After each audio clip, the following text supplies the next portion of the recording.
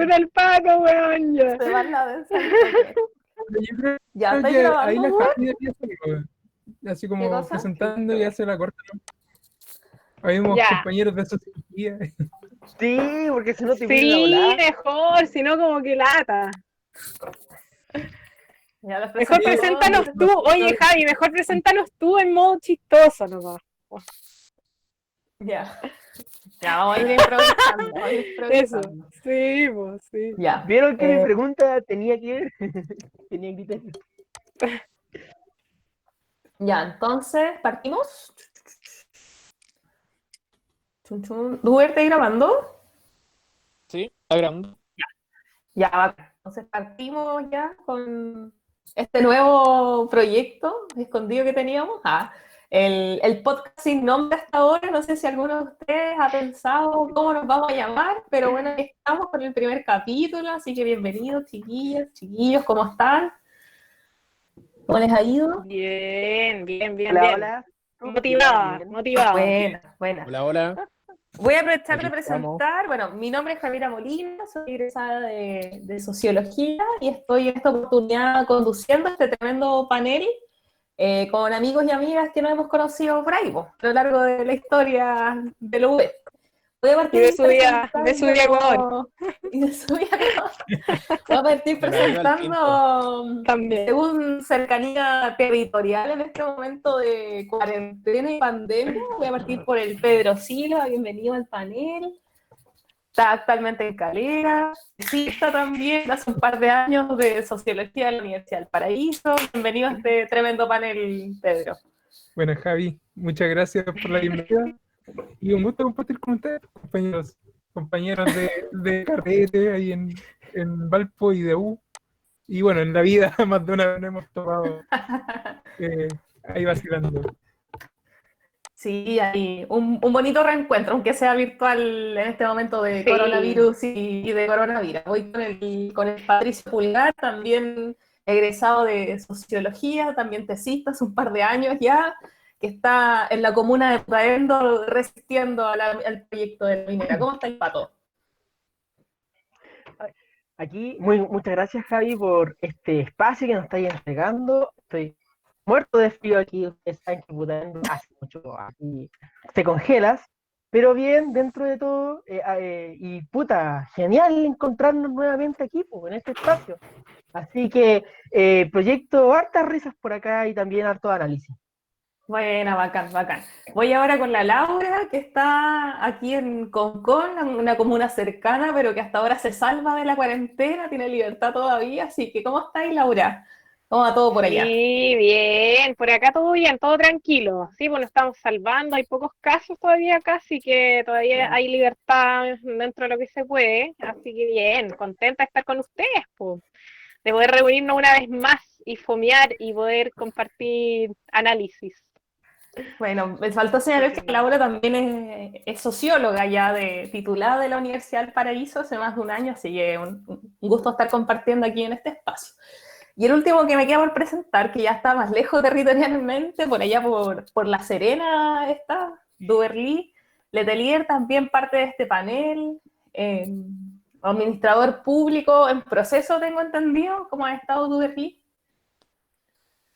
Hola chicos, chicas, saludar a toda la gente que nos está oyendo, viendo, y aquí vamos a estar dando el análisis y hablando de los temas que nos pidan para ayudar al debate, ayudar al análisis y a aportar una perspectiva al país. Bueno, bacán, chiquillos, esta disposición. Yo acá me estoy acompañando con una cervecita para aminorar ahí Es el calor que sale con el debate y la contingencia política que ha estado bien álgida. Bueno, ha habido hartos temas el último tiempo.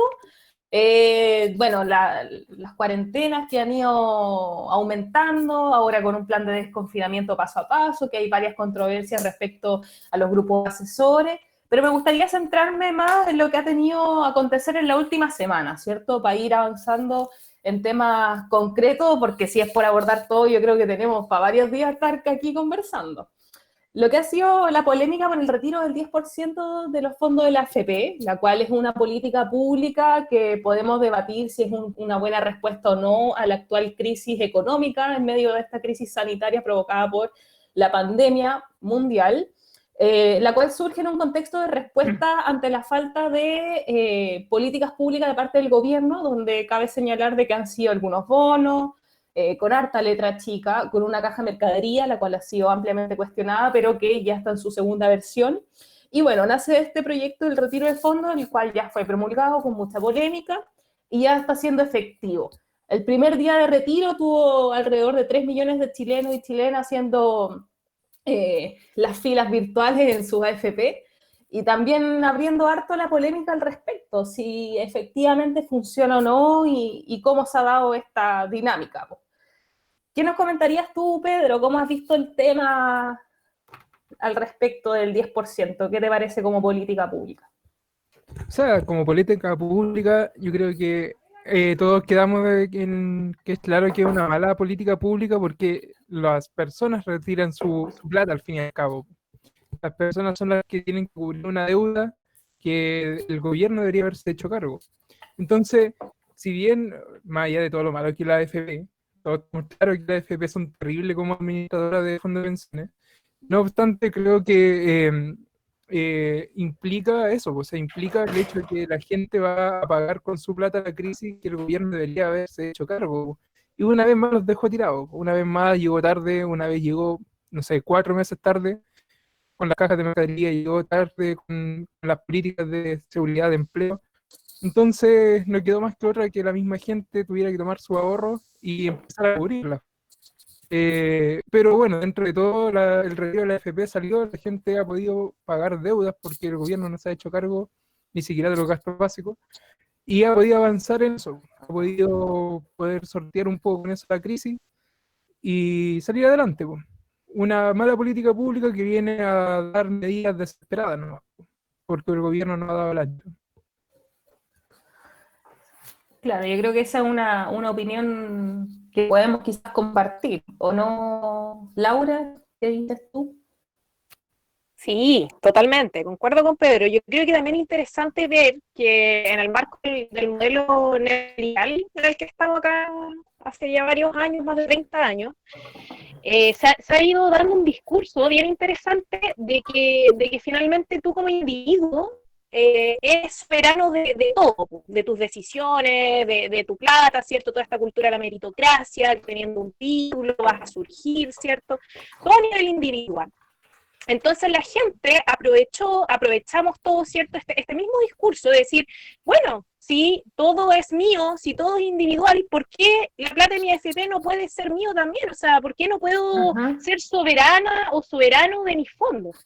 Y yo creo que esa reflexión un poco también es lo que la gente le impulsó también a decir, bueno, papito Estado, ahora póngase, la AFP póngase, porque es nuestra plata, que con nuestro esfuerzo fuimos ahorrando a puro sudor y lágrimas. Entonces yo creo que eso es bien interesante cómo la gente está tomando esa conciencia de que finalmente se puede empezar a quebrar el modelo desde dentro, ¿cierto? Con este mismo discurso que ellos han utilizado, pero que finalmente se puede ir quebrando ahí algo.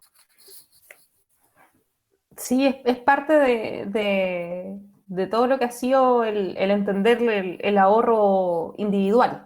Exacto. Otro tema que ha salido en relación con esto mismo es la evidencia de hoy día el abandono que hay de la corresponsabilidad parental, donde salieron los papitos corazón, en donde se puede, hoy día la ley permite retener ese 10% si tiene una deuda alimentaria con sus hijos. Pero ahora está en la polémica de que hay amenazas de por medio, ha habido denuncias, de que dice, oye, no me retenga el 10% porque necesito hacer un emprendimiento y comprar marihuana. Por ahí vi unos mensajes, algunos memes, pero que en el fondo viene a reflejar la realidad. Hoy día algo que yo creo que no se había puesto en evidencia y que tampoco se había abordado del todo. Ahí que, ¿cómo lo veis tú, ver cómo se relacionan ambos temas? Yo creo que ambos temas que tienen que ver con la FP dan poco cuenta del desorden que hay hoy día en el sistema político.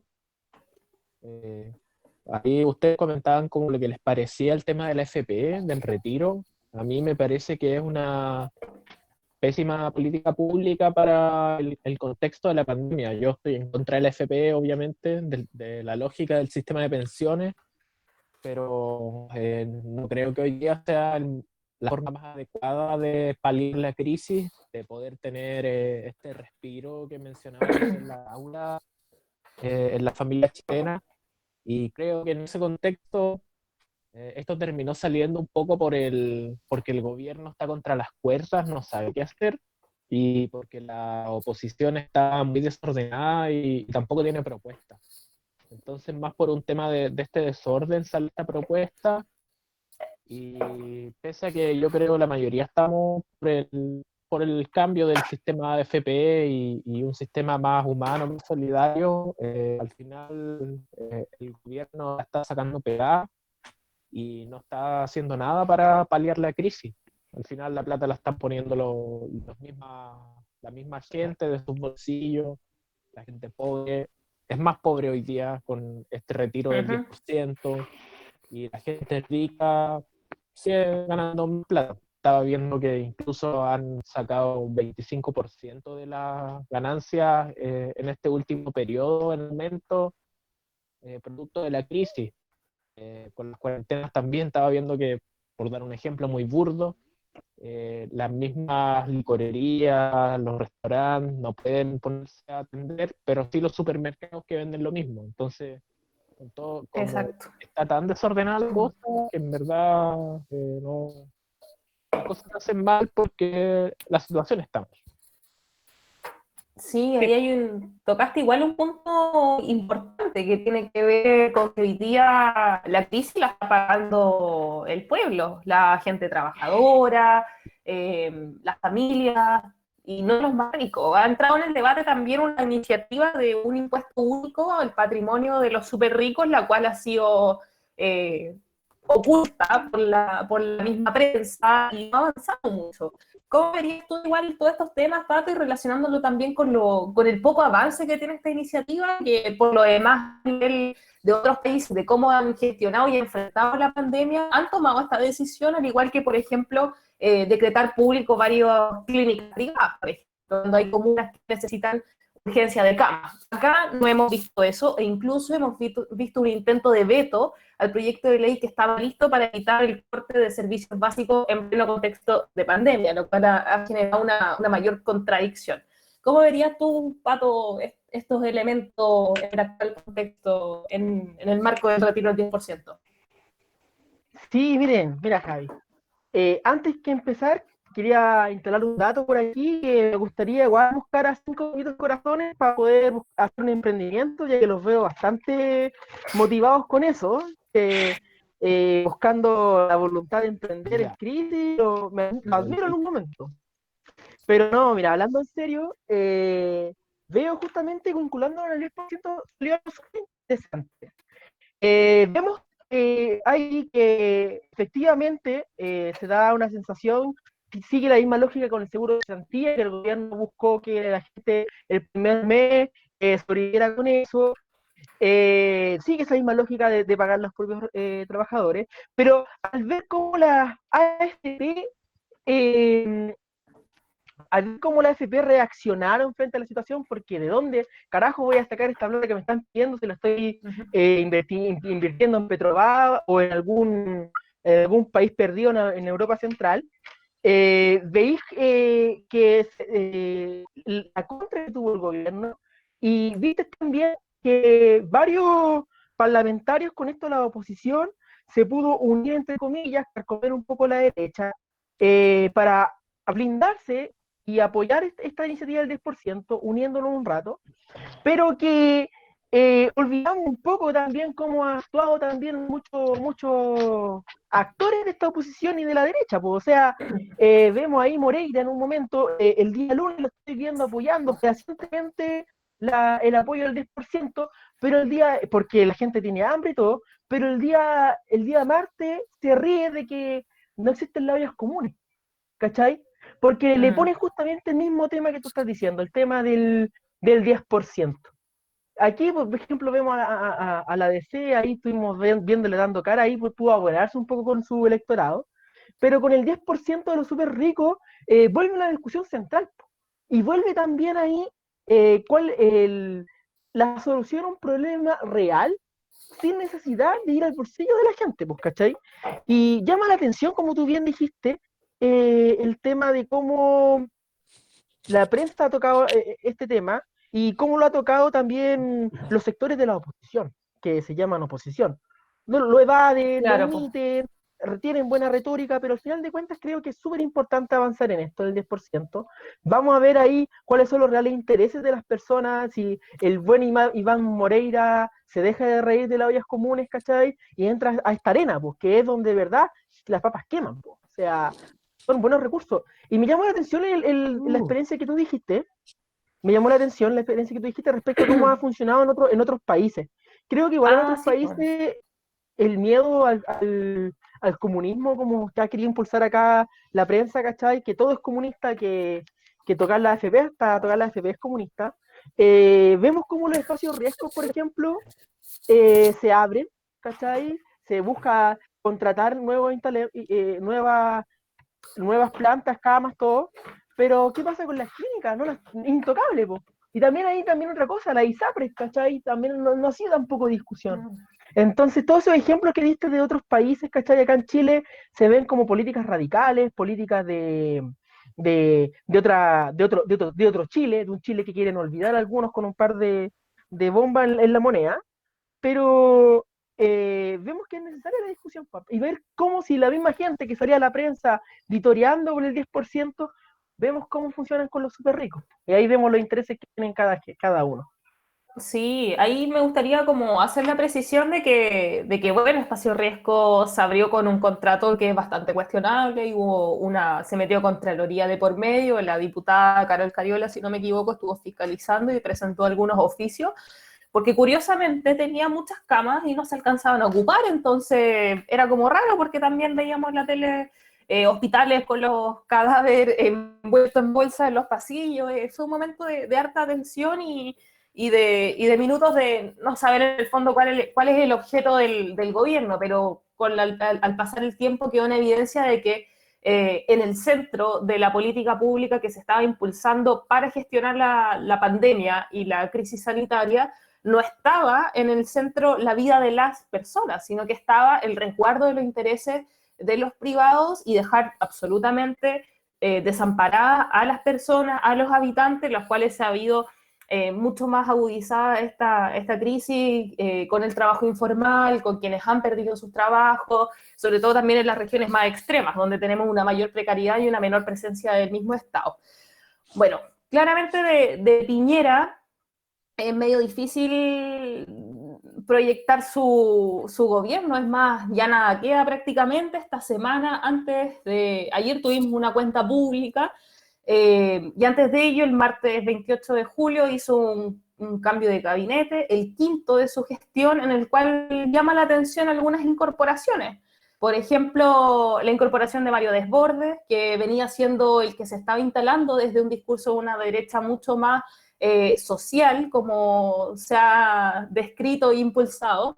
La salida de Gonzalo Blumel, que viene a ser quien uno puede especular, oye, le cortaron la cabeza finalmente en la guillotina porque el gobierno perdió y no pudo cuadrar sus votos de Chile Vamos en la discusión y votación del proyecto del 10%, pero entra Víctor Pérez, que yo creo que es un personaje cuestionable a lo largo de toda su trayectoria, que fue una de sus grandes, de las cosas que podemos nombrar de él, que fue alcalde designado por Pinochet. Bueno, dentro de estos temas se abren hartas variables, como es los elementos importantes que quizás podríamos encontrar que fue la cuenta pública de ayer, pero lo que quiero que debatamos un poco es qué queda del gobierno, qué queda con esta demostración de cambio de gabinete a última hora, improvisado, ¿no? ¿Qué pasa con Araman, que entra también a la escena? Ahí, Duber, ¿qué nos comentarías tú? ¿Cómo ves el tema al respecto de esta nueva estrategia y despliegue político de Piñera y Chile Vamos? Yo creo que del tema de lo que queda del gobierno, queda súper poco. Es como la canción de Kudai, ya nada queda. Entonces, yo creo que un poco está ahí jugando al grupo juvenil en la moneda, pero sí queda un poco más que de lo que quedaba la semana pasada cuando estaba el gabinete saliente. Creo que con la jugada que se hizo se anuló harto las acciones de los grupos más que se están posicionando más, ya dígase Alaman, dígase la ENA Bombaer, dígase también este loco, el Mario Desbordes. Entonces ahí hay una jugada interesante. Yo creo que al gobierno le va a servir harto esto, al grupo de Piñera también. Es interesante ver cómo también el mismo gabinete hoy día queda conformado sin gente de la campaña de Piñera, del equipo más chico de Piñera con el que parte el gobierno. Creo que el cambio de gabinete el más importante, el cambio, dígase, más cambio de todo lo que ha habido en todo este tiempo de democracia en los gobiernos de la Concertación y el primero de Piñera.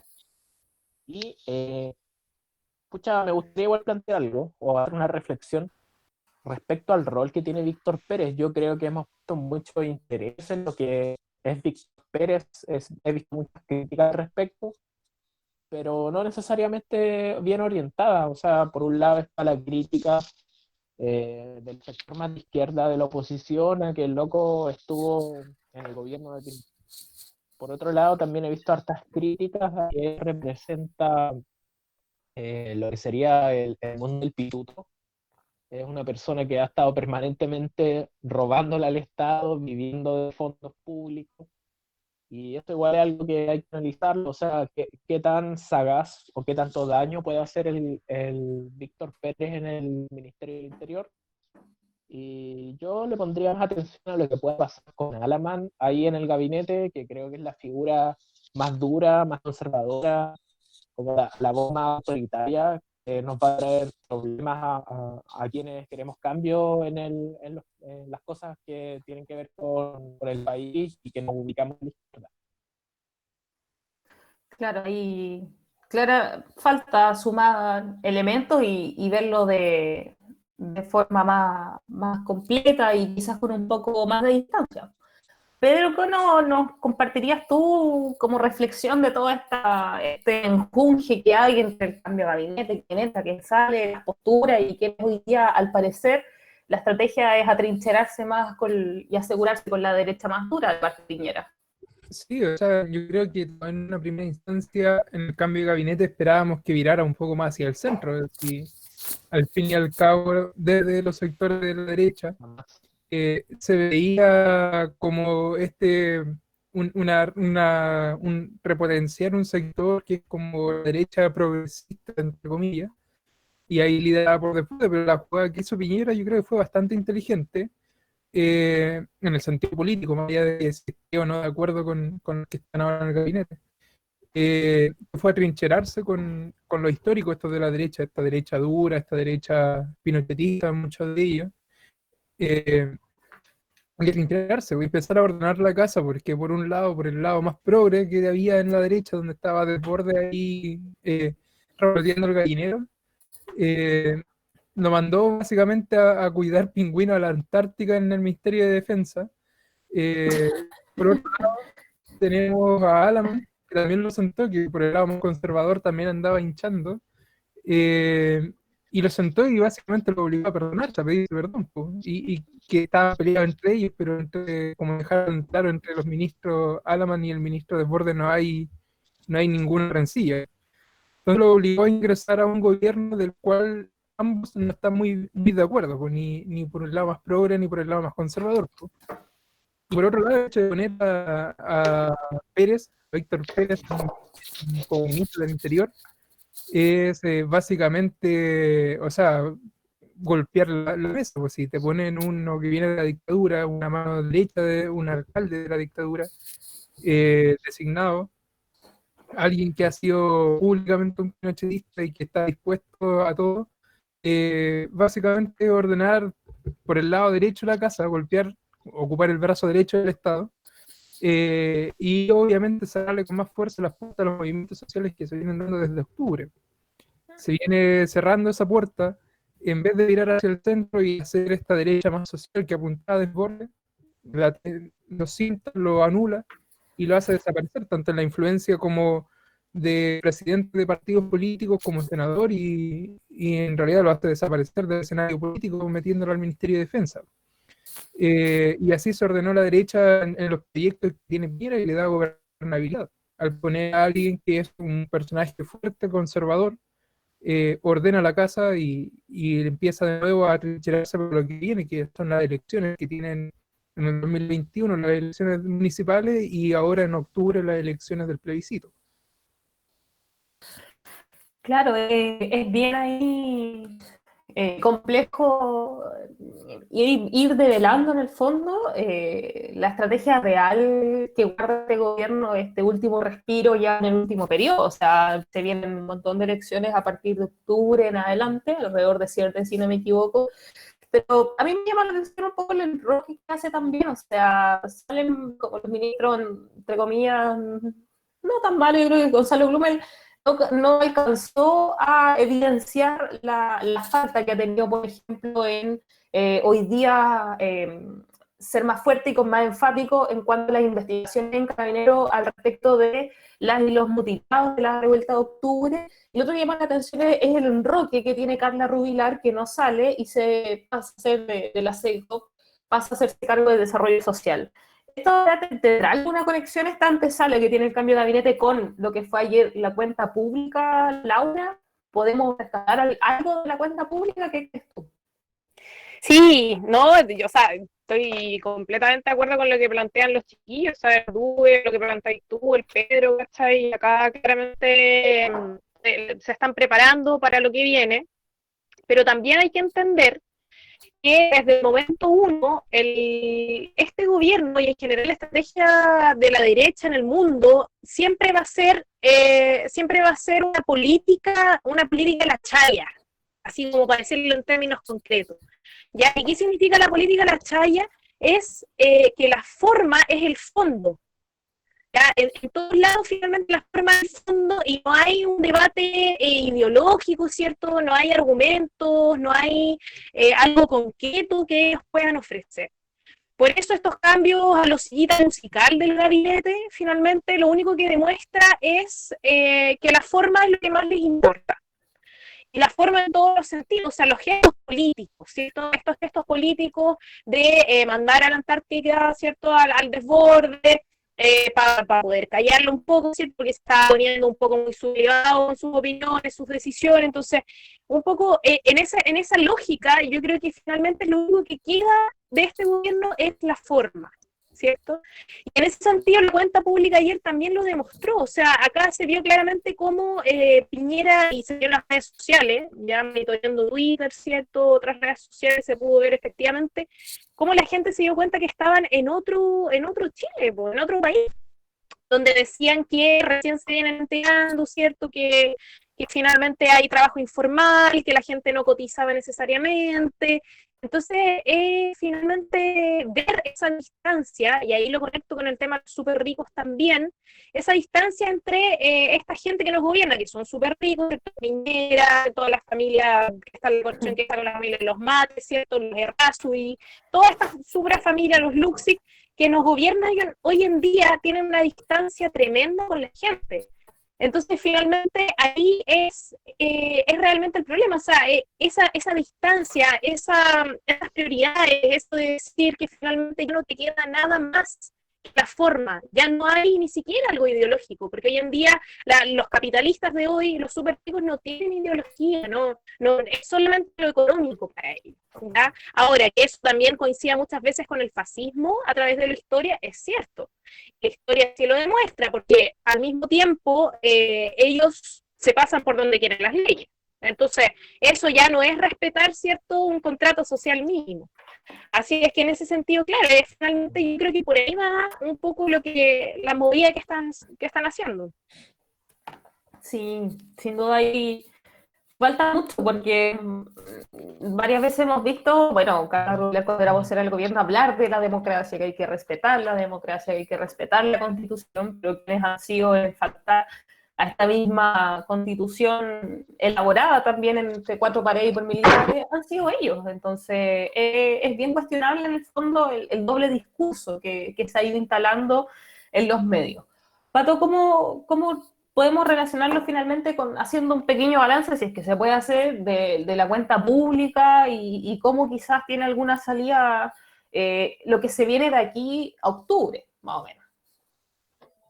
Mira, interesante la pregunta que haces, porque yo lo que veo con la cuenta pública y con el cambio de gabinete es que pasamos de un gabinete que estaba con la zanahoria, con las ayudas sociales, el crédito y las cajitas de mercadería y otras ayudas que no van para superar la línea de la pobreza, sino que justamente caían en un clientelismo, ese gabinete con Monkever entregando cajitas, con la prensa, a pasar al gabinete del garrote, porque siento que lo único que aguanta en este momento el gobierno es aguantar solamente el plebiscito, es aguantar solamente las elecciones y sin agenda.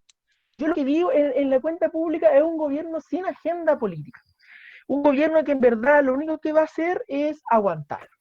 Y igual me está dando una vuelta justamente los roles que va a tener este gabinete en este momento. Creo que igual no hay que valorizar, o no es la palabra desvalorizar, pero cuidado con desborde. Recordemos que ahora el Ministerio de Defensa, en este contexto de estado de sitio, tiene un mayor protagonismo, mayor corte en el gabinete, porque hay milicos en la calle. Veo que también como en sectores de Santiago reprimieron en una marcha, no fueron los pacos, fueron los milicos. Entonces, la pregunta que nos queda es, señor, este es el debut del desborde, el debut de la agenda social del desborde, y la verdad esto me queda como conclusión de que no existe en verdad esa derecha social, más que nada, porque otra persona que recuerdo que era como de derecha social era Osandón, pero cuando le preguntaron por la Araucanía, el loco quería mandar más gente nomás. Entonces esa es la única respuesta que tienen. Quizás tienen unos matices respecto a cuánta plata quizás puede dar el Estado, cuánta plata quizás puede entregar el mercado, pero al final el discurso es único en cuanto a la defensa con las armas de sus intereses. Y pasando eso, me llama mucho la atención también lo que hace Víctor Pérez, porque el debut de Víctor Pérez fue el siguiente, fue decir que no existían presos políticos en la Araucanía, desconociendo lo que pasaba en la Araucanía, y pidiendo el desalojo de los municipios que estaban tomados por activistas en pro de la huelga de hambre del Machi Conado, perdón, del Machi Celestino Córdoba, y su debut es desconocer el conflicto de la Araucanía. Entonces vemos un gobierno que igual lo único que le queda es aguantar su agenda política que venía con los magísteres de Cambridge o con ministros que venían de esos think tanks de derecha como Fundación por el Progreso. Nuevamente se ven como caídos por institutos políticos de los partidos, y ya son las caras conocidas que vemos para aguantar y no entregar más. Por tanto, que estén muy atentos ahí. Quizás ahora van a ponerle más urgencia a la ley de inteligencia también, van a ir entregar quizás un bono, un par de bonos, pero su agenda los unifica, y para unificar el capital de la derecha es el tema del orden público y la seguridad entre ellos. Sí, bien importante ese tema, porque tal como tú decías, están hoy día los milicos a cargo. O sea, eso es el fondo, y vamos varios meses. Consideramos que es de octubre, estamos con toque de queda, y algunas veces en algunas regiones o ciudades, como decía el caso de Valparaíso, partía el toque de queda a 6 de la tarde, en octubre. Quiero comentarles que hoy día se suman a ver este podcast, que aún no le ponemos nombre. Les recuerdo que viene el panel, está Pedro Silva, Pulgar, quienes hablan, quienes somos egresados de Sociología UV, Laura Moró, titulada también de Sociología UV, y Duerly Letelier, administrador público de la Universidad del Paraíso, un sábado de la noche conversando, fomeando de política, de reflexiones, un poco lo que nos gusta hacer. Así que invitarles a que nos sigan viendo y sumándose con comentarios en los posteos de este canal y podcast de reflexiones políticas. Retomando un elemento que yo creo que plantea el Pato, que tiene que ver con desconocer hechos concretos y que vienen a refrescar y reabrir heridas desde la dictadura, que tiene que ver con la violación de derechos humanos que viene sucediendo de forma simultánea, si bien hace varios años, se viene a agudizar por los mutilados y mutiladas y detenidos desaparecidos de la revuelta de octubre, donde podemos señalar, al igual como yo creo que un consenso general en varias reflexiones, se da un cúmulo de rabia desde el pueblo, un cúmulo de descontento, que si bien pegó la consigna de no son 30 años, no son 30 pesos, son 30 años, yo diría que son más, viene a ser hoy día este descontento con un sistema que te oprime, que te genera pobreza, desigualdad, rabia, el que hoy día ha quedado aún más develado con lo que ha sido la pandemia. Si bien ya teníamos las consignas de nueva constitución, nos estábamos movilizando por la salud, por la autodeterminación de los pueblos indígenas, por una educación pública, gratuita, de calidad, no sexista, por la autonomía también de las regiones que han quedado relegadas y el mayor desarrollo y concentración de la riqueza se ha dado también en Santiago, lo que ha sido la incorporación de las transnacionales en Chile, que terminan siendo finalmente las dueñas del territorio, los recursos naturales. Pero es ahí donde venimos hablando de que hay un descontento, y ahí como solución se plantea el plebiscito. Se plantea el plebiscito, el cual fue corrido, y hoy día tiene una fecha para el 25 de octubre, donde si bien hay varios buscando instalar de que no se haga, que no se puede, que la pandemia, hemos visto algunos ejemplos a nivel internacional de que sí se han hecho elecciones, por ejemplo, presidenciales. En otros países, de forma muy oportunista, se han cambiado estas elecciones presidenciales. Pero aquí hay una pregunta para reflexionar y abrir el debate desde esta óptica. ¿Qué pasa de qué con el pueblo? ¿Qué pasa con ese descontento y las protestas de hambre, por ejemplo, que hemos visto en la comuna del Bosque? ¿Qué pasa con aquellas mujeres que ya, a partir del caso y el juicio preliminar a Martín Peradenas, también reviven y salen a protestar por una medida que se considera injusta, en primer momento declararlo en su acto domiciliario en plena cuarentena, donde todos estamos en nuestras casas, salir a manifestarse, y que el Poder Judicial tuvo que ceder y ampliar en el fondo las medidas cautelares. ¿Qué pasa hoy día con el pueblo al enfrentarse a la disputa que desde la izquierda se ha planteado como la madre de las batallas, que es cambiar la nueva constitución? Vamos entonces con esta reflexión, Laura, ¿cómo podemos pararnos aquí a menos de 3 meses ya a lo que es esta gran batalla? Sí, yo creo que ha pasado rápido un poco el tiempo. Hemos estado desde el 18 de octubre en una especie de vorágine, un poco en tiempos políticos y sociales. Pero lo cual ha sido súper interesante, porque si te fijáis, no hay un cese, un dejo de movimiento. O sea, la lucha siempre quiere otras formas. Por ejemplo, el 18 de octubre fue una forma, ¿cierto? Luego está con esta pandemia las redes sociales, que han sido súper activas en eso. Ya en eso también, bueno, han sido un aporte tremendo, por ejemplo, los estudios de CIPER y de medios alternativos que han salido a develar ciertas realidades que nos siguen produciendo mucha rabia y mucho descontento. Y en ese sentido también está también el tema del voluntariado, ¿cierto? Que hoy en día muchos jóvenes han estado ayudando en sus territorios para poder sacar las ollas comunes, y finalmente eso también es una forma de luchar cuando lo ves desde el punto de vista de que efectivamente la organización territorial es lo que te va a permitir cambiar este país, que simplemente sin organización barrial, territorial, no se llega a mucho. Así es que en ese sentido yo creo que es bien interesante cómo va adquiriendo otras formas, y que bueno, va a culminar un poco un proceso, una etapa de esta lucha, pero no es el cierre de todo, ¿cierto? El tema de la Constitución. Y en ese sentido es interesante ver cómo nos vamos a preparar un poco en eso. O sea, yo creo que también está un poco la duda de cuáles son estos paso a paso que ha implementado el gobierno para ver si efectivamente, como dice Jaude, se está esperando un rebrote para esa fecha y poder correr las elecciones como lo hicieron en Bolivia, por ejemplo. La dictadura que está hoy en día en Bolivia efectivamente desconfinó a la gente para aplazar las elecciones. Así es que en ese sentido igual es interesante ver cómo también se va articulando un escenario político mundial que está tratando de socavar las expresiones populares. Pero claramente yo creo que hay un descontento, que hay una organización ya instalada que no se va a poder detener. Y yo creo que eso es bien importante saberlo para ver también desde dónde nos posicionamos a aportar en esto. Sí, es complejo estar, incluso yo creo que en algunos sectores se ha planteado como dicotómico, o sea, están hablando de las próximas elecciones, que no queremos sentar a discutir una nueva constitución para Chile a través de una convención constituyente, pero también se está muriendo una gran parte de población de chilenos y chilenas, de las quienes hoy día el Estado lo ha dejado a abandono. Gente que, no sé, lleva un mes esperando el resultado del PCR, que no sabe si tiene o no coronavirus, que no hay un seguimiento, y eso ha sido reflejado un poco en la falta de la trazabilidad en el fondo de cómo se ha movido este virus y que al parecer todavía no tenemos mucha claridad.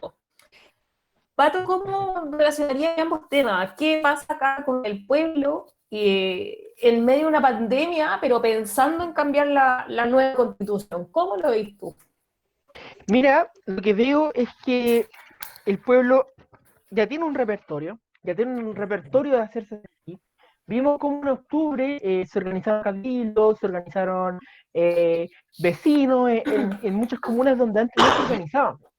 Vimos también, por ejemplo, cómo esos mismos vecinos han salido en sectores a levantar las comunes, a levantar la organización muchas veces que con los bototos y las pistolas de los pacos ahí a 5 metros, ¿cachai?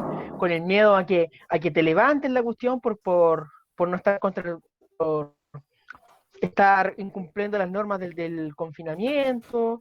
Entonces, porque ahí vemos un pueblo igual que está latente, pues, o sea, busca también el resguardo propio, el resguardo de la distancia social, que le toma el peso a la pandemia, pero también pasa hambre. Entonces hay una disyuntiva ahí súper interesante y súper lamentable también respecto a, o, a la cuarentena, a pasar el hambre versus el resguardo. Pero la gente en verdad ahora, a pesar con los milicos, a pesar con el toque de queda, se ha podido manifestar y no ha tenido miedo a manifestarse. Creo que vimos cómo con todas las repercusiones de este último momento vemos que la pandemia en un momento se pensó que pudo haber acallado un poco las cosas, a dispersar un poco el descontento, a resguardar un poco y que incluso que el gobierno se podría lucir. Lamentablemente esa gestión no se pudo hacer porque Mañalich fue pésimo, ¿cachai? Luego vino el tema de ya, quizás entregar ayuda social y toda la cuestión, hacer grandes anuncios que en verdad no fueron nada. Entonces, todas esas cosas simplemente alimentaron en vez de contrastar este pueblo ya organizado. Esta gente ya tiene sus redes y ya sabe, está consciente de lo que sucede y que la única forma de poder cambiar estas cosas es con una nueva constitución. Yo creo que simplemente este gobierno nos dio más argumentos para cambiar la constitución. Y todos lo saben, y todos y todas lo saben. Así que lo que yo veo en este momento, en este pequeño hiatus entre plebiscito y otro, es que el momento de la campaña, de la prueba, la gente va a salir a votar, con sus reguardos y todo, pero va a salir. Va a haber una buena participación, la discusión va a ser que abstención ahí, pero la gente va a salir. Bueno, gracias ahí, Pato, por hacer esa conexión igual con algo que yo creo que todos nos planteamos, que esta falsa dicotomía en el fondo de la pandemia, la rabia y lo que viene a ser también el despliegue de políticas de gobierno anti-bienestar de la misma población. Dura, ahí cómo verías también tú un poco esta reflexión que estamos conversando? ¿Qué pasa con el pueblo y este cambio de constitución? ¿Se irá, se está haciendo en el fondo la campaña sola por el apruebo, como algunos personeros ahí han salido hablando de que en el fondo se está dejando en evidencia que hay que cambiar la constitución? ¿Qué crees tú? Yo creo que el apruebo va a ganar, sí o sí. No veo mucha dificultad en que ese escenario se dé. Es un poco casi como una moda, por así decirlo, pero sí en cuanto a las proyecciones que se puedan hacer desde la gente, yo creo que ahí el escenario es súper distinto. Porque como antes mencionábamos, hay cierto desorden, hay harta agenda chocando, desde el Piñera que hizo y el gobierno que hizo, fue dejar contentos a todos en su sector, los metió a todos al gabinete, yo creo que una buena jugada. Eh, Creo que ahí el Mario Desbordes puede tener cierto avance en su idea en la derecha, pero tampoco es relevante. Finalmente hoy día tanto la gente que se identifica como con la izquierda o la derecha es poca, y la gente no ve con esos lentes lo que pasa en el país, sino que lo ve con otros lentes, con los lentes de la vulnerabilidad, con un análisis de si es que ellos van a poder vivir mejor con tal cosa que se haga, sí o no. Entonces, el tema del plebiscito, saben que tienen que ir a votar porque por algo se ganó, se estuvo peleando en las calles, pero no necesariamente eso va a significar un cambio del sistema o va a significar un cambio en cualquier otro aspecto, porque si bien ha habido organización últimamente, yo mismo como voluntario de hartos años también he participado en hartas actividades, tanto recientemente como, no sé, desde cuando el tema de cambiar la constitución no estaba de moda.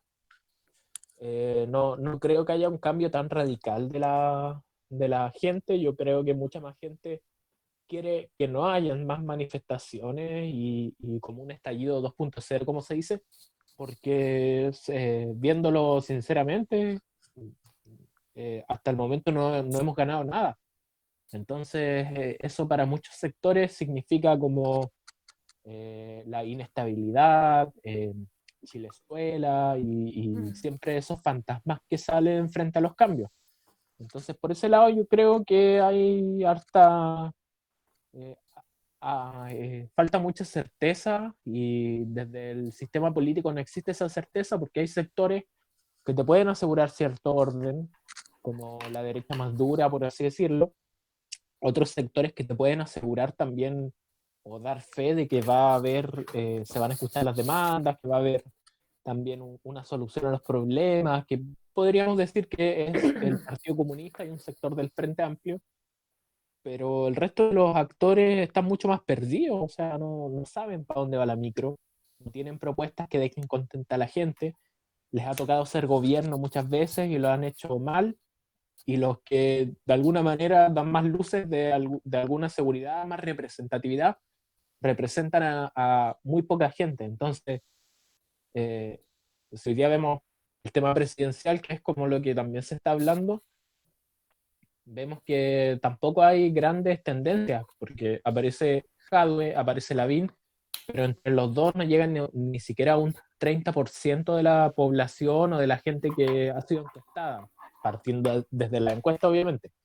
Entonces eso tampoco nos da muy buen escenario sobre lo que se venga a futuro. Por ahí yo creo que igual cabe preguntarse, ¿no es el paradigma sobre el que se está haciendo política, sobre el que se está estructurando este sistema, el que ya no está dando el ancho? No es quizás el que muchas veces nos quedamos en las mejores ideas o en los mejores mecanismos para hacer algo, eh, y eso finalmente no llega a nada, por así decirlo. Entonces muchas veces la falta de pragmatismo lleva, y de entender los tiempos actuales, lleva a que se termina avanzando muy lento y uno llega tarde. Entonces yo creo que eso un poco es lo que está pasando con la gente, que algunos están expectantes de lo que pueda pasar, otros están haciendo cosas en este momento, y finalmente la gran mayoría de las personas sigue con su vida y se adapta al contexto en el que está, y entonces ya los temas van pasando de largo y quedan un poco fuera de la realidad que se vive día a día por la gente. Sí, hay un elemento que yo creo que se suma al debate de todo de lo que has planteado, Duber, es un poco cómo se proyecta la política y la realidad post pandemia, post coronavirus, post la desconfianza que ha ido creciendo hacia las instituciones, tanto políticas como de Estado, que hoy día han sido bien falentes y poco eficaces en su actuar.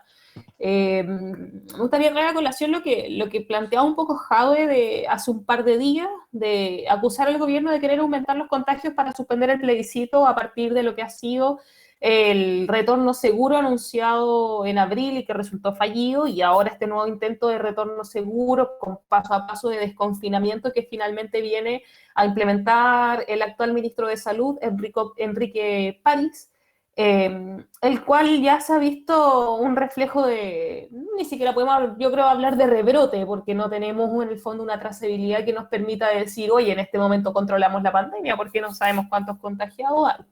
Dentro de ese contexto, Pedro, podremos, en este contexto de pandemia, cómo están los ánimos, la sensación de la gente, de los territorios, enfrentar el disputar una nueva constitución y vamos a poder solucionar una parte de los problemas o no? ¿Qué opináis? O sea, igual se ve complicado, o sea, como decía por ahí, no sé si fue el Pato Youtuber, que planteaban esta idea de que el gobierno ha dado más razones para cambiar una constitución, pero, o sea, yo creo que el plebiscito ya no hay excusa para no hacerlo, o sea, y cambiar una constitución no hay excusa para decir que no se puede cambiar, que no se debe cambiar, sí. Con la crisis del 18 de octubre ya habían razones, o sea, la gente salió a protestar y el gobierno respondió con milico en la calle. Y de ahí para adelante cada vez se han acrecentado más los problemas, se han visto más todos esos detalles. Y por otro lado, cuando llega el coronavirus viene a rematar lo que venía funcionando mal desde octubre, porque, o sea, no que funcionaba mal desde octubre, sino que en octubre estalló todo.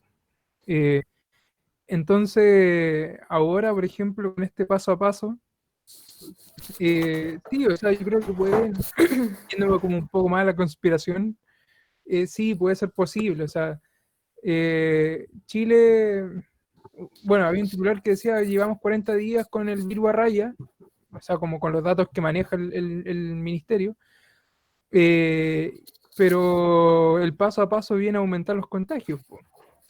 Vemos que las veces que se han hecho los desconfinamientos, se han levantado las cuarentenas en algunas ciudades, la gente sale a comprar como con desesperación, o sea, su vida social parece que ocurriera en los centros comerciales de las ciudades. Y al fin y al cabo, obviamente nos va a afectar en cuanto al transcurrir político. Eh, es complejo mirarlo así, o sea, porque si hoy se ha hecho una cuarentena en el país que es una cuarentena por zona y parcialmente que ha evitado, o sea, no nos permitió llevar una trazabilidad de los contagios, no nos permitió controlar a tiempo. O sea, yo creo que si, por ejemplo, el programa Paso a Paso es un buen programa, solo si en el mes de abril la cuarentena hubiese sido nacional. Si la Claro. cuarentena hubiese sido nacional, tendríamos un mayor control de dónde están las zonas y los focos de contagio, porque hoy día vemos a Valparaíso con una cantidad a la región de Valparaíso con una cantidad gigante de contagio. Las cuarentenas funcionan relativamente porque hay tan poca fiscalización que la población no se fiscaliza. O sea, por ejemplo, aquí en Calera el centro está vacío, ¿cachai? Pero a donde vive la gente sale a comprar el pan, la gente hace la fila igual, la gente sale, ¿cachai? Los veis transitar por la calle. Entonces no hay una cuarentena efectiva, pues. El papel aguanta y efectiva no es la cuarentena. Entonces para llegar al mes de octubre, si lo ponemos en esa perspectiva, además con un programa que busca empezar a hacer salir a la gente a su vida relativamente normal, obviamente vamos a tener un aumento de contagios porque no sé cuánto habrán bajado en realidad y si es que podemos hablar de un control real del virus. Va a haber un aumento. Obviamente van a saber en cuestión otra vez el plebiscito y obviamente al gobierno le conviene evitar el cambio constitucional ahora, o sea, el gobierno ya viene con una crisis de gobierno, con una crisis interna como coalición, y por otro lado hay una crisis social donde la gente cuestiona el liderazgo del gobierno, po, y cuestiona a los políticos en general, y cuestiona cómo se ha administrado el país, y piden más Estado. O sea, cuando la gente pide que el Estado dé de por sí, no sé, cajas de mercadería, o que el Estado invierta plata en salud, lo que piden es más Estado, más mercado, que es lo que está haciendo ahora, que es lo que hace este sistema. Entonces, se sabe que si hay un cambio constitucional, que de por sí yo creo que va a ganar la prueba cuando se haga, el Estado neoliberal de Chile va a empezar a transitar lo más probable hacia una socialdemocracia, un Estado más social Sí. en este aspecto. Entonces, obviamente la derecha se opone a ese Estado social porque obviamente cuestiona esta lógica de los privilegios, esta lógica del reparto de la riqueza que en Chile es una reparto de riqueza muy desigual. Entonces, no es un modelo que a la derecha chilena le convenga, pues no es la derecha chilena no es una derecha liberal como la que muchas veces se piensa en la teoría, que esta derecha europea, progresista en muchas formas, en hablar del fascismo europeo, obviamente, pero la derecha chilena es una derecha conservadora, pues, busca el monopolio y busca sus propios beneficios. Claro, y la historia nos ha revelado finalmente que gobiernan país hacerse más rico y representar a ese sector. Estamos llegando al final de nuestro primer programa de reflexión, conversación, un sábado por la noche, compartiendo algunos un tecito, una cervecita, un espacio ameno para ponernos al día de esta semana política de vuelta con un montón de temas. Claramente no los podríamos abordar todos hoy día, pero varios van a quedar también como elementos de debate en el futuro. Al llegar a nuestro final vienen los últimos minutos de reflexión de lo que ha sido esta semana álgida y también sin censura, ¿ya? Aquí quiero pedirles que nos compartan en unos 2 minutos qué ha sido el temazo de la semana y cómo lo proyectamos o cómo se proyecta un poco la política de aquí en adelante, posterior a la cuenta pública, posterior a ya estar configurado el equipo del rechazo, podemos decir, desde el mismo gobierno, y cómo se organiza el pueblo en este momento. Bueno. Ya, no, igual yo no me sentía censurado en las intervenciones anteriores, no sé si estábamos bajo censura. No. Al tema y a las proyecciones, yo creo que, bueno, a mí me preocupa más lo que pasa, no en el gobierno, sino en el sector más de la oposición. Creo que hay como dos tendencias en la oposición, una que está derrotada hace mucho tiempo, dígase el Partido del Orden. El Partido del Orden hace harto tiempo que perdió poder, hace harto tiempo que se empezó a desarticular, abordando desde el PS hasta la DC.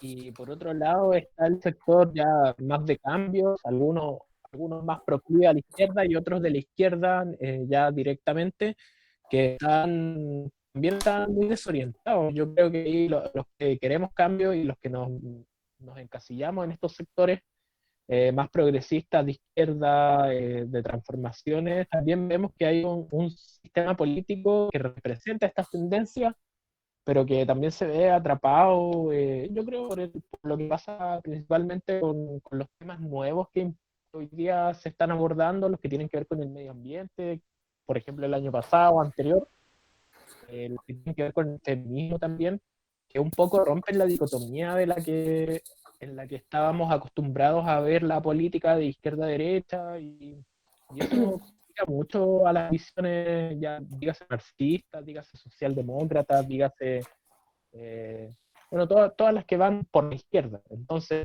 vemos situaciones sumamente irregulares también en el Parlamento, como muchos parlamentarios socialistas que no tienen interés en que salgan iniciativas de esta índole.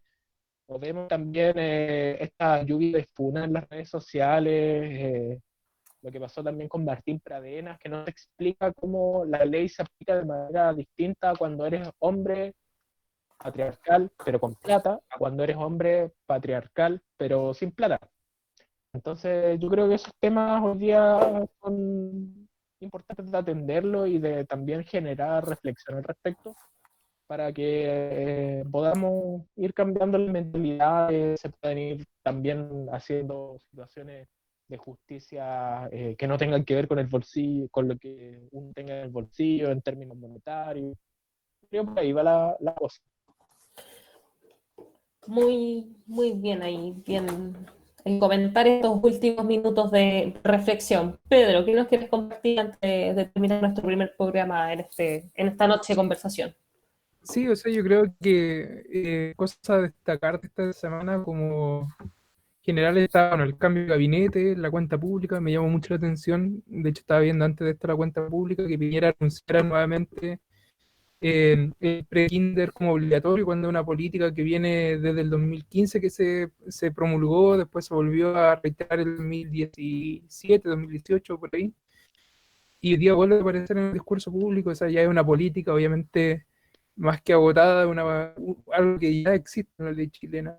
Por otro lado, este viaje más a la derecha dura del gobierno, obviamente eso va a traer repercusiones en las políticas que va a comenzar a aplicarse, sobre todo ahora en la cuarentena, en las protestas que hay en la cuarentena, esta lógica de la necesidad de comida que la gente pide, que la gente sale a la calle, que lo obliga a salir entre pedir comida y arriesgarse a contagiar.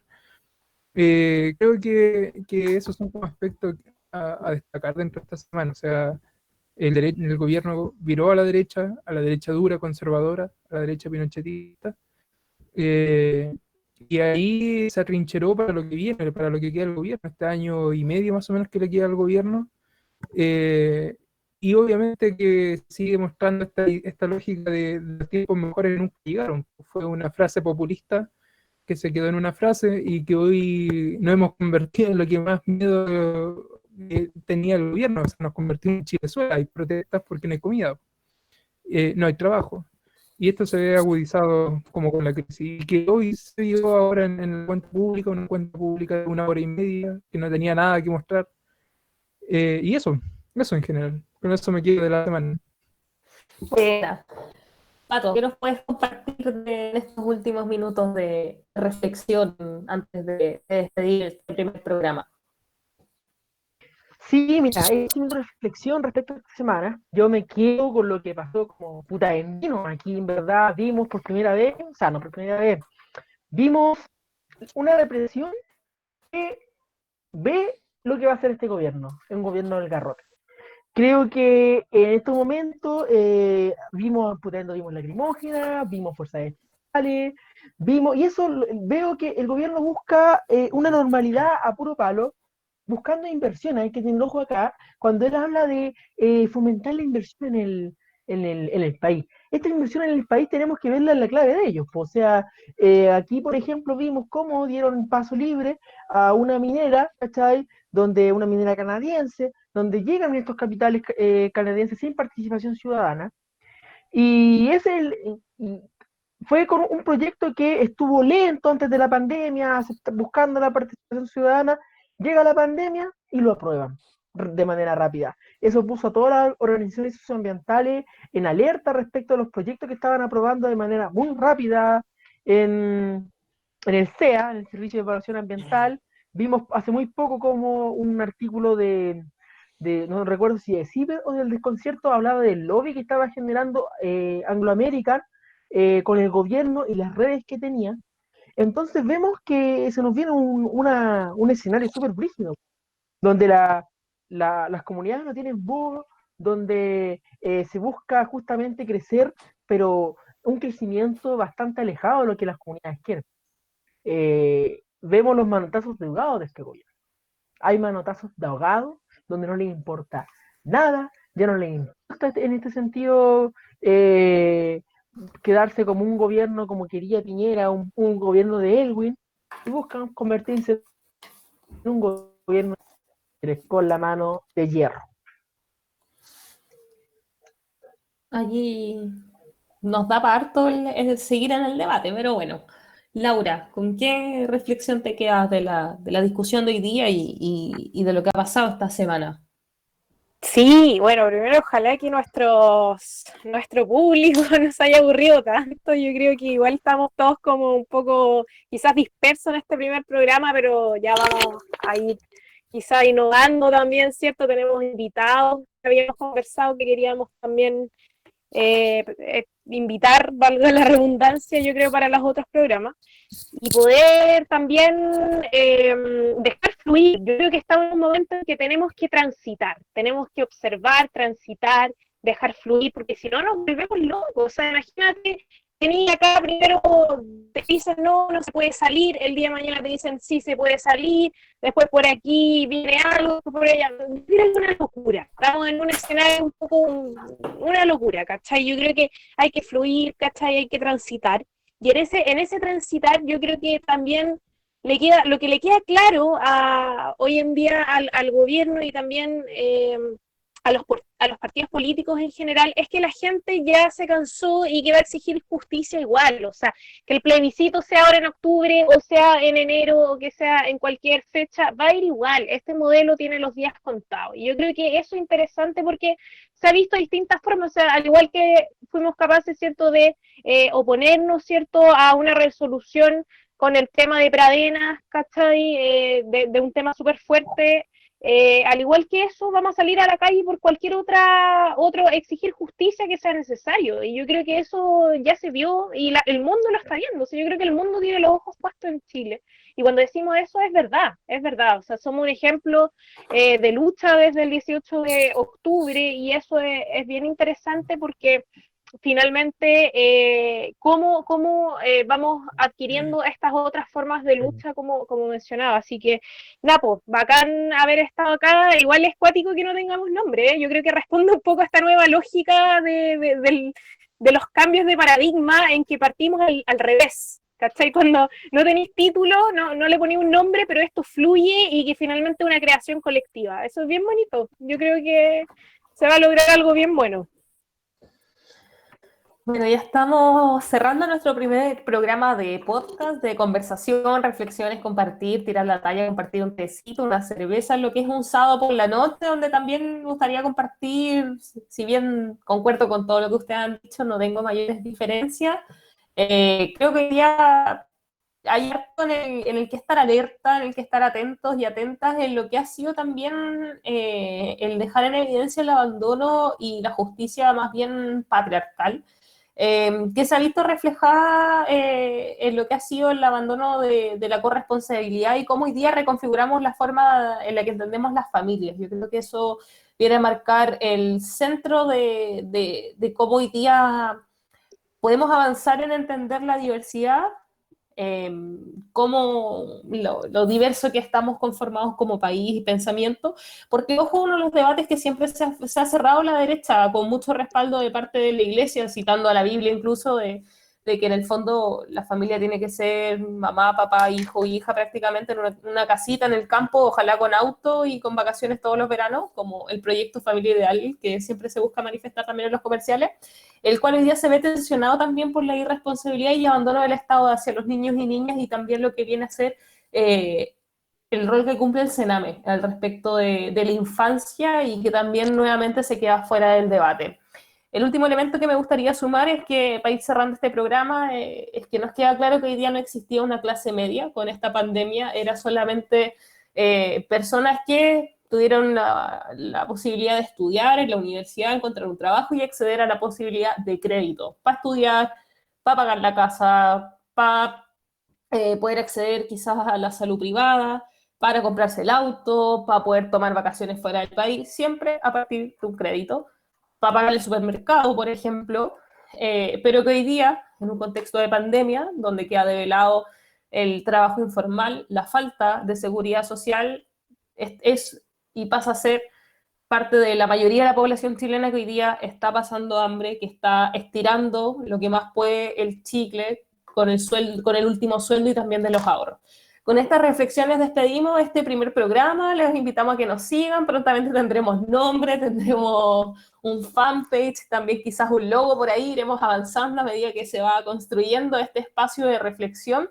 Los invitamos también a que nos dejen comentarios, qué les pareció, qué temas faltaron, qué podemos incorporar y si nos sugieren algún invitado o invitada a este espacio entre amigos conversando un sábado en la noche. Así que los despido. Muchas gracias, Pato, Pedro, Laura, Duber, por conectarnos también a un nuevo espacio de conversación y de debate para aportar a la opinión pública de lo que pasa en Chile y el mundo. Así que esto, chiquillos. Gracias, Javi. Antes que corte, yo quiero mandar los saludos al Ian. Yo sé que Ian va a ser nuestro fiel seguidor. Grande, Jan. Así que antes que lo vea, le dejo mis saludos y Y eso, saludos allá. Sí, po. Paremos acá la conversación del podcast y comentemos un poquito ahí. Paremos la grabación y comentamos. Eso. Igual gracias a los futuros auditores, yo creo que mi mamá y mi hermana iban a estar viendo el video, los voy a tener ahí reproduciéndolo. Y un Igual saludo te Yo lo voy también. a colo- yo lo voy a Saludos. colocar en el parlante. Oh, Para que lo escuchen en la casa. chistoso. Hoy está bueno, ¿no? ¿Qué opinan? Duber, Sí. ¿paraste la grabación? Uber, aló.